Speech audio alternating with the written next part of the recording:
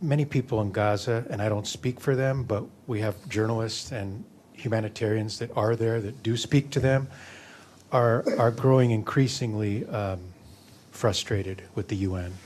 And I know the UN is multiple things, but especially after this weekend and after the last 2 weeks, people being starved in the north, people being burned alive in the middle section of the in Deir al-Balah.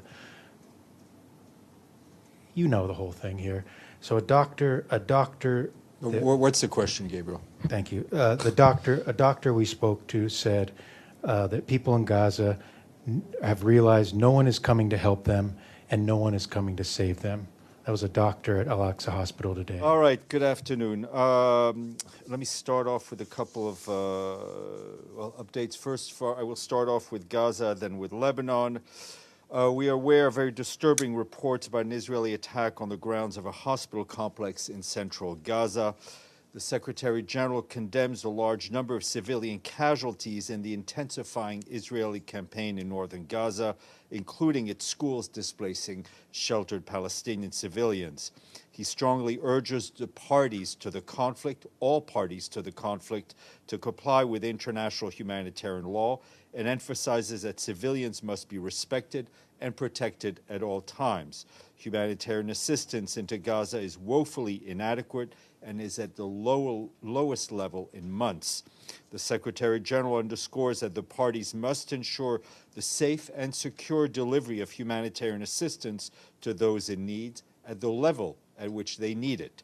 There must be safe environment as well for the second phase of the polio vaccination campaign, which is to be completed, and I'll have a bit more details on polio in a moment. Today, a team from the Office of the Coordination of Humanitarian Affairs, alongside with colleagues from the World Health Organization and the UN Mine Action Service and the UN Human Rights Office, visited the Al-Aqsa Hospital in Gaza to assess people's needs following last night's attack.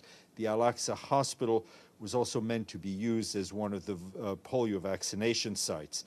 Out of the hundreds of displaced families sheltering in the courtyard, some 40 families were affected, half of whom lost their children and other belongings in the fire. Aid organizations are mobilizing the humanitarian response.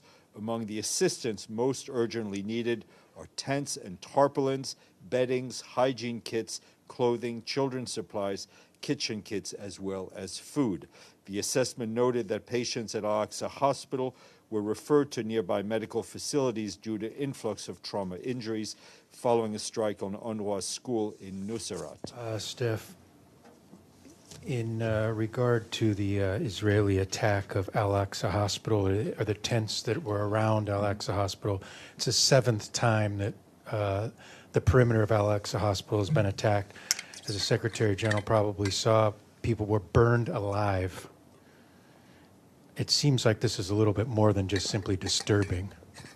Does the Secretary General have any more reaction to this? Well, I mean, I think I read his reaction at the beginning, which clearly condemned the attack. It is yet another round of horror in this conflict. The Palestinian civilians continue to suffer. The more than 100 hostages continue to be held in tunnels and not see their freedom. And this is why we continue, even at this time, to call for a ceasefire. Thank you. Stéphane, I want to go back to Israel's intensification of attacks in northern Gaza. It is reported that due to these attacks, 487 civilians have been killed just in the last 10 days, and it just seems to be getting worse and worse. I mean, we saw an image with someone burning to death while getting an IV transfusion. Surely this should evoke stronger reactions. I mean, do you think is it really sufficient for the Secretary General to just condemn and call on both sides? I mean, does he have a more concrete call to the international community and Israel in this case? I think the Secretary General's calls have been clear. He and his team have been continuously pushing for an end to this conflict, for a cessation of hostilities, for a ceasefire, for more humanitarian aid to be going in, for hostages to be released. I think he's been relentless in all of that. I also want to ask about the recent horrific crime by the Israeli occupation where individuals were burned alive in their tents. The Israeli army spokespersons released an admission of this crime, with the excuse always being the targeting of fighters. How do you receive such justification for the crime and the continuous media distortion by the occupation? We are reacting to the facts on the ground as we see them, as they're told to us, as our colleagues see them.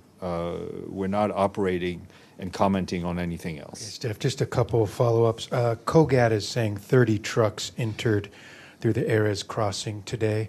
Can you confirm that or not? Again, you know, this is trucks that are able to get into Erez, into the crossing. I have no doubt that it is true. The challenge for us, and it continues and it's getting worse, is due to the insecurity, the lack of law in order, is to pick up those goods. And just to make sure I understood something on Lebanon correctly, there were 1,557 violations across the blue line on yesterday, and 1,441 came from the south to the north. Correct, and there was hopefully it's the balance, if we did our math right, came the other way. 92% came from the south to the north. You don't have to answer that, but I did the math. So 92% came from Israel for that violations particular day. That particular day. And one last follow-up, Steph, if you allow me, please, thanks, is many people in Gaza, and I don't speak for them, but we have journalists and humanitarians that are there that do speak to them, are growing increasingly frustrated with the UN. And I know the UN is multiple things, but especially after this weekend and after the last 2 weeks, people being starved in the north, people being burned alive in the middle section of the in Deir al-Balah. You know the whole thing here. So a doctor. What's the question, Gabriel? Thank you. A doctor we spoke to said that people in Gaza have realized no one is coming to help them and no one is coming to save them. That was a doctor at Al-Aqsa Hospital today. What is your reaction? I mean, I can't even begin to understand the frustration and the anger of people who are directly impacted by this conflict. But I can tell you that our humanitarian colleagues on the ground are extremely frustrated at the situation because they know they're not able to do what they need to do to help all the people they need to help. I mean, we had a team go to Al-Aqsa Hospital today, right? WHO, Mine Action Service, OCHA.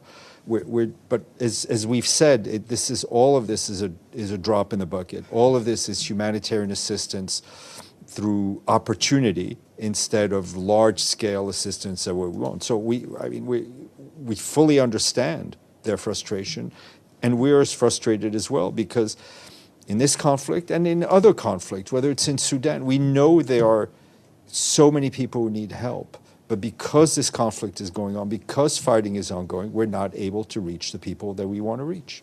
Thank you. See you tomorrow. We'll let you know about Mr. Lacroix.